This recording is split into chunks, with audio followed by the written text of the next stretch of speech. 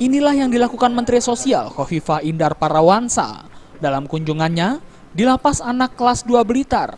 Satu persatu Khofifah memeriksa kondisi kamar tempat anak direhabilitasi. Dengan didampingi Kepala Lapas Anak Imam Setia, Khofifah menemui belasan anak warga binaan untuk memastikan keadaan mereka dalam kondisi baik. Mensos juga mengajak dialog anak warga binaan ini terkait soal masa depan agar tidak terjebak lagi dengan hukum. Bahkan Khofifah juga meminta salah satu anak warga binaan ini mengaji agar memperoleh ketenangan hati.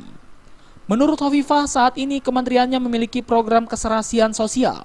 Program ini berupa pondok pesantren dan sejumlah panti sosial. Program ini diharapkan dapat membantu masa depan anak pasca menjalani rehabilitasi. Nah, ada ABH, anak yang bermasalah dengan hukum, tapi ada juga PSMP, Panti Sosial Mardi Putra itu akan memberikan fasilitasi bagi anak-anak selama 6 bulan. Mereka di sana yang sekolah diteruskan sekolahnya, kemudian mereka yang jelas ada vocational training, di situ ada counselor dan di situ ada peksos, pekerja sosial. Ini diharapkan bisa menjadi intermediary bagi anak-anak untuk bisa memasuki reunifikasi dan reintegrasi dengan lingkungan keluarga dan lingkungan masyarakat sekitarnya. Lapas Anak Kelas 2A Blitar saat ini dihuni oleh 124 anak warga binaan dengan kasus yang bervariasi, seperti pencurian, pencabulan, dan juga narkoba. Dari Blitar, Jawa Timur, Hoirul Abadi melaporkan.